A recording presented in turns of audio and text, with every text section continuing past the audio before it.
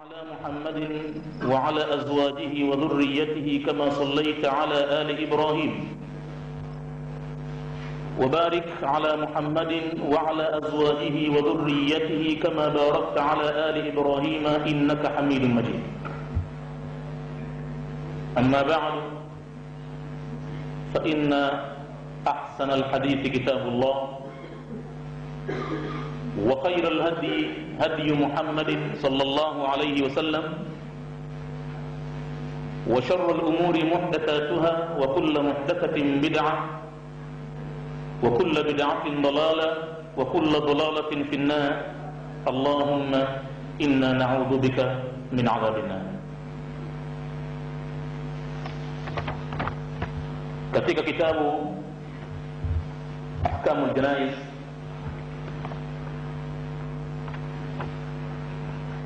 bado tunaendelea na mlango wa 3, ma ala alhadirina ba'da mautihi, ambao unazungumzia mambo yaliyowajibu kufanywa na wale waliomhudhuria mwenzi wao mara tu baada ya kifo chake. Na katika mfululizo wa mambo haya, katika darasa ya mwisho kabisa tuliomalizia, tuliacha katika fakratu wao, paragraph yenye alama ya wao, katika ukurasa nambari 14 wa kitabu, juu kabisa, katika mambo ya wajibu kufanywa na waliomhudhuria mwenzi wao baada ya kufa, an yudfinuhu, ni kwamba babu kitendo hicho cha kumhamisha yunafi al-isra', kitendo hicho kitakuwa kinakanusha ile haraka al-ma'mur, iliyoamrishwa bihi, kwa haraka hiyo, fi hadithi Abi Hurairah al-mutaqaddim, katika hadithi ya Abu Hurairah iliyotangulia nyuma, tuliyoitaja katika darasa iliyopita nyuma. Asri'u bil janaza, ndo hadithi hii. Fanyeni haraka haraka katika mambo ya mazishi. Sasa kuhamisha kutachukua hatua ya matayarisho na matengenezo, na pengine kuna miji ambayo lazima masanduku yapatikane kwa gharama, na pengine itabidi ndege vile vile ipatikane kwa gharama. Hatimaye maiti anazidi kucheleweshewa mazishi yake, huenda ikazunguka wiki moja, wiki mbili, bado maiti yumo njiani tu katika harakati za kusafirishwa. Na wako wenye uwezo na wako waliokuwa hawana uwezo wa kumsafirisha. Kwa hivyo ile haraka iliyotakiwa na Mtume katika mambo ya mazishi itakuwa inakataliwa katika jambo hili la kuhamisha maiti kutoka pahala pamoja kwenda pahala pengine, na hususan mji hadi mji. Wanahuhu, na mfano wa hadithi ya Abu Hurairah iliyotaja asri'u bil janaza, mfano wa hadithi kama hiyo hadithu Jabirin. Kuna hadithi nyingine ya sahaba bwana Jabir ibn Abdullah radhiyallahu anhuma, Mwenyezi Mungu awe radhi na baba yake, qala, amesema, lamma kana yawm Uhud, ilipofika siku ya vita vya Uhud.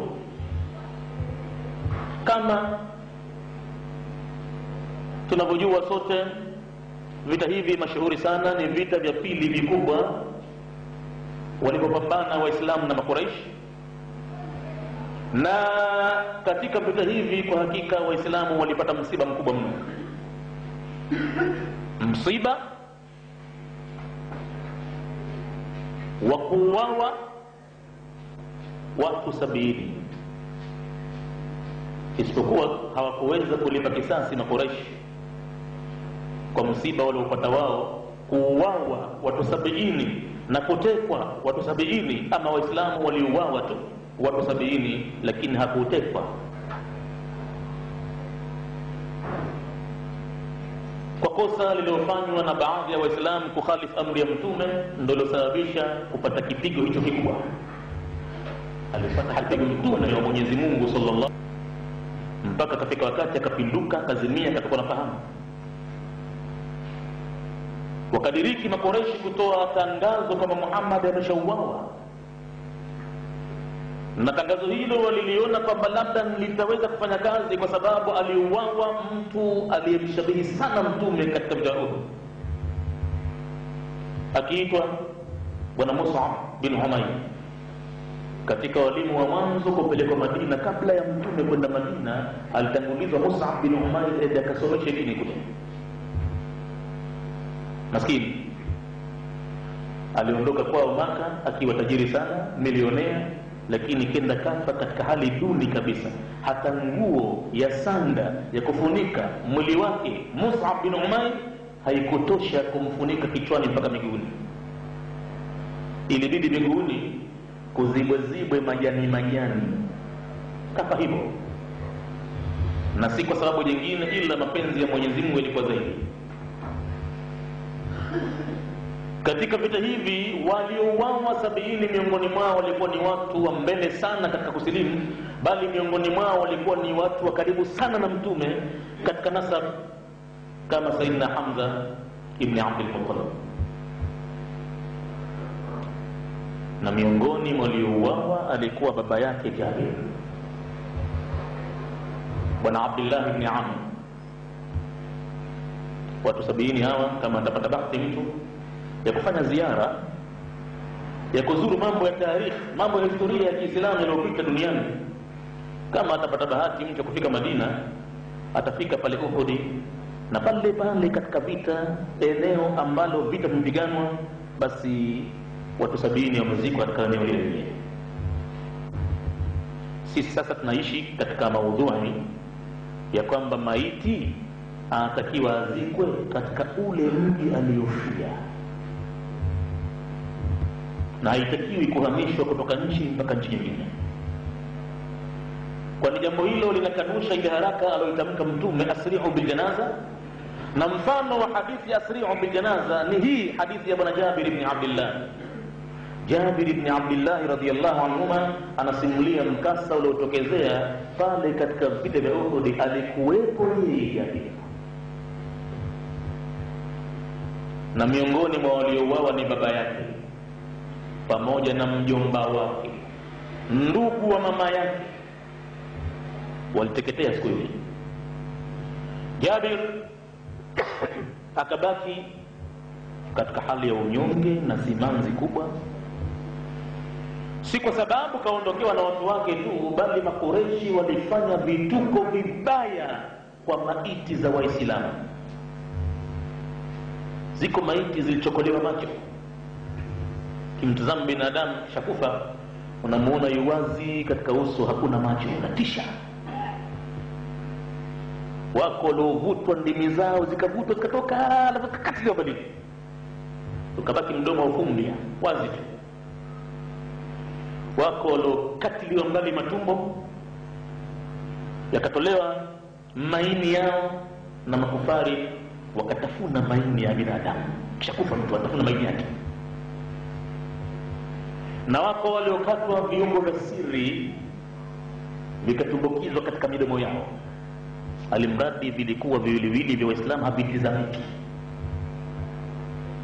Na miongoni mwa waliofanyiwa vituko hivyo ni baba yake Jabir. Sio maskhara mtu kupata kuona maiti ya mtu wake wa damu katika ajali tu, anaweza kazimia. Ajali kama itakuwa mbaya sana, Mwenyezi Mungu ayepushe mbali hayo. Kuona maiti ya mtu wake wa damu, kichwa kimevurugika, haujulikani uso ulivyokaa, haijulikani kitu gani, anaweza mtu kupata shock akafilia mbali naye vile vile. Sikwambii tena mambo hayo yametokezea vitani, na maiti sio ajali tu, bali zimefanyiwa kwa maksudi vituko vya kiajabu ajabu. Jabir ibn Abdullah akawa ni mwenye kusononeka sana. Watu wawili waliomhusu sana, mmoja baba yake aliyezaa, na mmoja ni ndugu wa mama yake, mjomba wake, wameondoka duniani bado, wameuawa. Katika kutupa habari hii ambayo maudhui yake ni kwamba haitakiwi katika sheria ya Kiislamu kuhamisha maiti zilizokufa au kuuawa ila pale pale katika mji ambao wamefia. Anasema Jabir, lamma kana yawm Uhud, wakati ilipofika siku ya Uhudi, humila alqatla, walishukuliwa wale. Anazidi kusikia mno. Baba yake usiku wake kamwambia, mwanangu, najiona katika vile vya kesho vikianza, mimi nitakuwa ni wa mwanzo katika watakaouawa. Nishaanza kuona mauti yananamia, na naanza kusikia harufu za aljanna, naanza kuona macho yangu yako mbali kabisa hivi sasa. Tauawa mimi katika vita hivi. Mwanangu, uliobaki ni wewe mwanamume. Nataka nikuhusie wasia wangu kwamba mimi na madeni nadaiwa. Usimame kidete. Habari hiyo tutaikuta punde baada ya kumaliza hii habari ya kutokuhamisha maiti katika sehemu aliyofia. Itafuatia habari ya yanayotakiwa kufanywa na waliomhudhuria mwenzi wao mara baada ya kufa ni kulipa madeni yake. Itakuja habari hiyo. Tutauona wasia huo wa babake Jabir alipomuhusia mwanawe, na tutaona namna gani Mwenyezi Mungu alivyofanya miujiza yake hata yakaweza kulipwa madeni hayo. Lakini sasa kwanza tuko katika maudhui. Wallahi Jabir ibn Abdullah msukosuko ulimpata mkubwa sana huu. Ilibidi kila wakati mnyonge na analia kwa kuiku yanakondeana. Mtume Mwenyezi Mungu siku moja alimwambia Jabir, njoo kakitako mbele yangu hapa. Wacha kuwa tabia kama hiyo, ondosha simanzi, ondosha huzuni. Huzuni kitu cha hatari kwa binadamu. Unaweza kupofua macho usione tena, au masikio unaweza kudhurika mara moja. Wacha huzuni. Nitakwambia maneno mimi nimeyapata kwa wasfa wa Jibril. Maneno gani ya Rasulullah? Akamwambia, inna Allah lam yukallim ahadan illa min wara'i hijabin. Mwenyezi Mungu hajapata kusema na kiumbe yoyote ila nyuma ya pazia. Lakinnahu kallama abaka biduni hijabin, lakini amesema na baba yako bila ya pazia. Kaifa kana dhalik? Yalikuwaje hayo? Lamma mata shahidan, alipokufa baba yako aliyakuwa ni shahidi, alipouawa katika vita vya Uhud. Mwenyezi Mungu Subhanahu wa Ta'ala alizungumza na shahidi, akamwambia ya shahidu, akamwita kwa jina la shahidi. Tamanna alayya u'tika ma tashau, tamani kitu juu yangu mimi ni wajibu nikupe, nami naahidi nitakupa kile ambacho utakacho chochote, wala siogopi ufalme wangu utapungua kwa kukupa wewe utakacho. Fa ana malikul mulki wa malikul muluk, mimi ni mfalme wa falme na ndio nilomiliki falme zote. Tamani shahidi nikupe utakacho.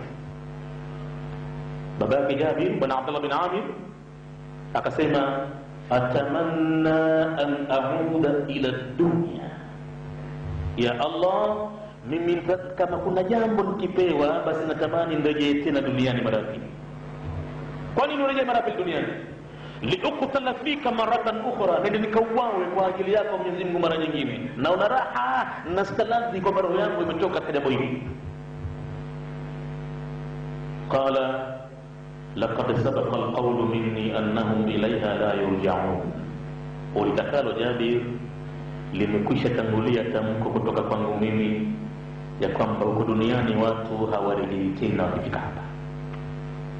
Tamani hili limewekewa mpaka maalum alipo. Ja Abdullah bin Amr akasema, wa li ukhbira ashabi bima fihi min an-na'im al-muqim, na ili nikawape habari wale wenzangu waumini kwa yale ambayo ninayo mimi hivi sasa miongoni mwa neema zenye kusalia milele, nikawape habari wajue.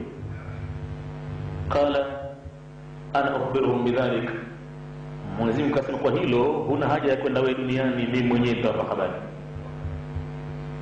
Aya katika sura Al-Imran ndio wakati wake asbabu nuzuli ya kushuka hii kwa pale.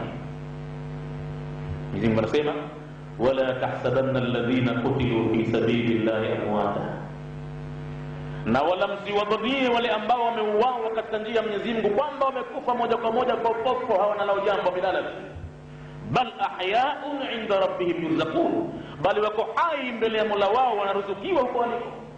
Isitoshe, farihina bima atahumullahu min fadlihi, wanayafurahia yale ambayo Mwenyezi Mungu amewapa katika fadhila zake, na vile vile wayastabshiruna, wanawabashiria bado hawajakutana nao walio lamma yao duniani, na wanawaambia alla khawfun alaihim wala hum yahzanun, hapatakuwa na hofu juu yao na wala wasihuzunike. Hizo bishara Abdullah bin Amir mimi mwenyewe nitawapa habari kwa aya ya Qur'ani, watatambua hayo.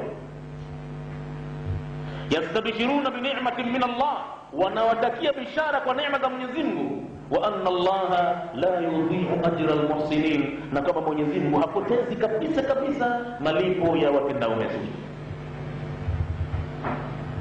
Basi Jabir angalau akapata kiliwazo kizuri kutoka kwa Mtume na kuteremka kwa aya hizo, akapata liwazo zuri sana kwamba babake yuko pahala pazuri, akamwondokea yale aliyokuwa akifikiria kila wakati.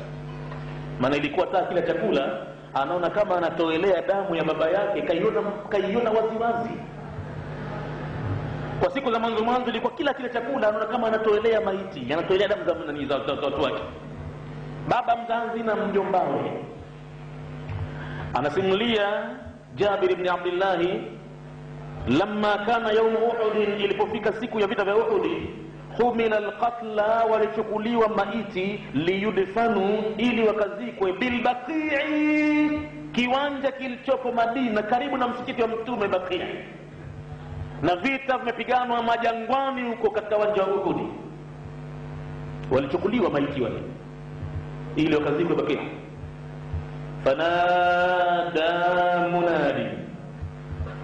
Fanada munadi Rasulillahi, pale akatangaza mtangazaji aliyetumwa na Mtume sallallahu alayhi wasallam, anna Rasulullahi, mtangazaji anatangaza ya kwamba hakika mjumbe wa Mwenyezi Mungu sallallahu alayhi wasallam, yaamurukum, anakuamrisheni nyinyi mliochukua maiti mnazipeleka Baqia, anakuamrisheni an tudfinu alqatla, muwazike hao maiti waliouawa katika vita vya Uhud, fi maqadihim, katika malalo yao pale walipouawa katika uwanja wa Uhud, pale jangwani walale pale, ndio udongo wao, ndio ardhi yao Mwenyezi Mungu aliwaandikia, hakuna haja kuondosha. Angalia, ni ile Madina yenyewe. Hata pale kuondolewa Uhud kupelekwa Madina msikitini Baqi ni kilomita chache, si kubwa sana, si nyingi kwa hakika. Wataona watu watapoenda ziara kutoka Masjid Nabawi Madina mpaka kufikia katika maeneo ya Uhud, wallahi ni masaa 2-3 tu, wala uchukue muda mrefu sana, mara ushafika pale pale. Kwa hivyo hata kuondolewa pale Uhud kuziko Baqi karibu na msikiti wa Mtume Madina ndani mjini, tangazo limekuja kwamba warejeshwe na maiti walikuwa kwa njiani, wamebebwa na ngamia, wamebebwa na farasi, wanakwenda kuzikwa Baqi. Fanada munadi Rasulillah, akatangaza mtangazaji wa Mtume Mwenyezi Mungu, anna Rasulullah sallallahu alayhi wasallama, ya kwamba mjumbe wa Mwenyezi Mungu, yaamurukum, anakuamrisheni nyinyi, an tudfinu alqatla, ya kwamba muwazike au maiti, fi madajihim, katika malalo yao. Tangazo hili limekuja baada ma hamalat ummi, anasema Jabir, baada ya kubeba mama yangu. Mama yake Jabir alikuwa shujaa mkubwa mno, kahudhuria katika vita vya Uhud, miongoni mwa wanawake wachache waliokuwa nakwenda vitani, kazi yao ni kuziba majeraha kwa maswahaba. Akipigwa mtu, katolewa mtu jicho, katolewa mtu mkono, wanawake wanakwenda mbio kufanya first aid, msaada wa mwanzo, kutibu majeraha yale. Wanafunga pakutibika, patibika, hatibiki, chauawa, wanamburura, wanamweka kando. Walikuwa na kama hiyo harakati, na silaha zao wanazo, wakimpatia nafasi kafiri na mchoma mkuki, wanampiga upanga. Mama yake Jabir alikuwa ni miongoni mwa waliohudhuria katika vita hivi. Basi anasema tangazo la Mtume limekuja baada ma hamalat ummi, baada ya kubeba mama yangu, abi wa thali, kumchukua baba yangu na mjomba wangu. Mwanamke huyo alikuwa mwanamke gani, jabari gani huyo? kachukua maiti ya mumewe na maiti ya kaka yake alikuwa kila naye na kuamka naye, maiti ya kaka yake na maiti ya na mmoja ni kaka yake, wametoka tumbo moja.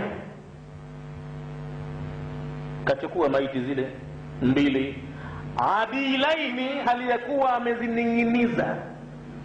Adilaini nambari moja chini, Albani na fasiri ai yani shaddadathuma, alazifunga vizuri maiti zile, ala jambatay albairi, juu ya mbavu mbili za nyumbu, kaladilaini, kama vile namna ya soji lilivyokaa la nazi. Wakati wa mtu anafanya ngusho la nazi, soji lile nazi zimeingia upande huu na upande huu, imekuwa zimekaa sawa sawa, punda anakwenda vizuri kabisa. Kwa hivyo aliweka balance, aliwafunga wale maiti vizuri, mmoja ananing'inia upande huu na mmoja upande huu, na nyumbu huyo anakwenda. Mwanamke kafanya kazi hiyo. Anasema tangazo limekuja baada ma hamalat ummi, baada ya kubeba mama yangu abi wa khali, kumchukua baba yangu Abdullah bin Amir pamoja na mjomba wangu, yani kaka yake huyo mama yangu, adilaini, kwa kuwaning'iniza katika mbavu mbili za huyo nyumbu. Wa fi riwayatin, na katika riwaya nyingine imekuja adalathuma, aliwaning'iniza mwanamke huyo maiti hao, ala nadhihin, juu ya sehemu ya ubavuni mwa mnyama, mmoja upande huu na mmoja upande huu. Litudfinahu, kawachukua maiti wawili wale mama yangu ili kwenda kuwazika fil baqi, katika kiwanja cha makaburini kilichoko Baqi Madina. Tangazo la mtume lilipokuja hakuna alopinga, hakuna alosita. Masahaba walikuwa madhali kimetoka kitu kwa mtume, kauli yao ilikuwa samina wa ata'na. Hakuna kusema kwamba tutafika hapa chaingia Madina, chaingia mjini, hakuna alosema hivyo. Ilibidi lazima maiti zirejeshwe. Faraddu, basi wakazirejesha maiti. Wa fi riwayatin, na katika masimulizi mengine, qala, anasema Jabir, faraja'nahuma, tukazirejesha maiti mbili hizo, moja ya baba yangu na moja mjomba wangu, ma'al qatla, pamoja na maiti nyingine, haithu qutilat, pale pahala zilipouawa ndo zilipozikwa, na maiti zote 70 ziko pale mpaka leo. Kaburi liko pale kubwa kabisa. Hadithi hii akhrajahu ashabu sunan, wameitoa watu wa sunna al-arba'a, ambao idadi yao ni wanne, wa Ibn Hibban, na vile vile Ibn Hibban kaitaja hadithi hii fi sahihihi, katika sahihi yake. Wa riwayatul ukhra lahu, na riwaya nyingine hiyo tunataja hapo ni yake yeye, wa Ahmad, pamoja na Ahmad bin Hanbali, wal Baihaqi bi isnadin sahihin, kama tegemezi liko sahihi. وقال الترمذي، na akasema Tirmidhi, hadithun hasanun sahihun, hadithi hii mategemezi yake ni nzuri na ni sahihi. Wa ziyadatu, na maneno yaliyomo katika bracket li Ahmad, ni ziada ambayo kataja Ahmad, fi riwayatin, katika riwaya ambayo yati lafdhuha, litakuja tamko lake, fil mas'alati al-fasli al-80, tukifika katika mas'ala katika upeo nambari 80. Hivi sasa tuko katika nambari 17 tu bado. Tukifika mbele huko insha Allah taala itakuja tamko lake hadithi hii.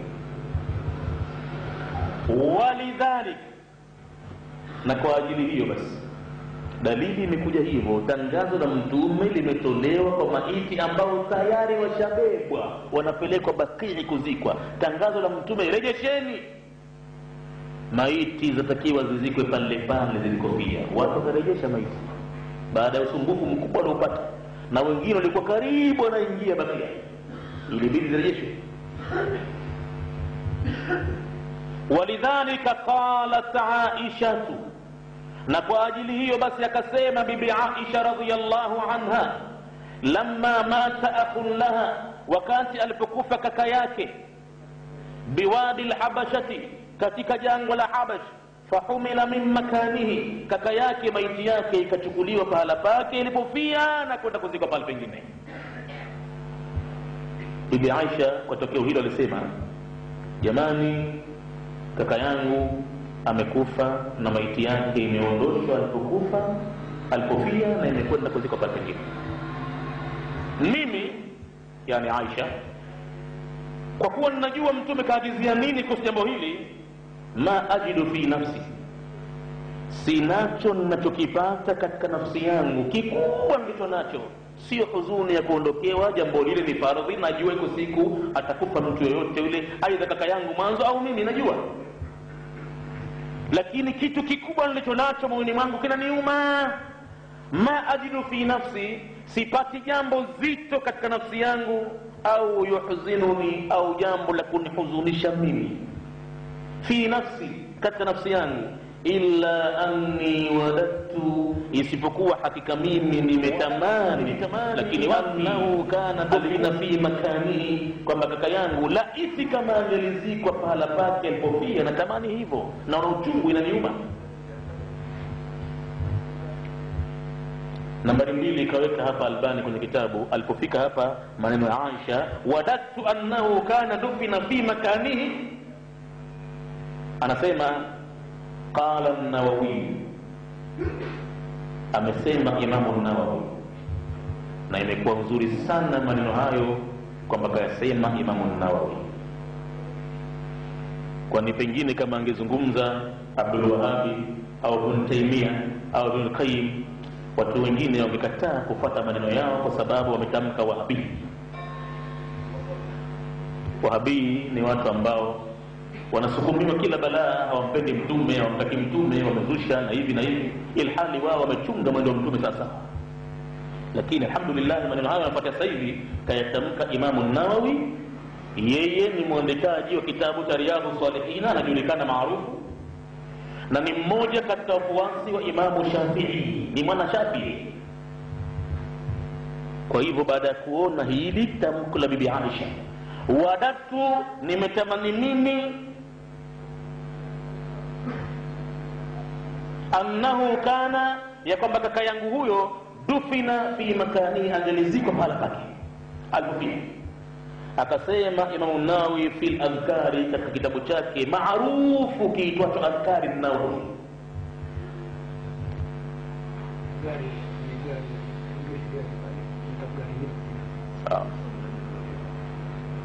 Mwenye gari kama yumo ndani hapa, nambari 17430, anaombwa akaiondoshe gari yake hiyo, kwani kuna gari nyingine itakuchukua nafasi yake.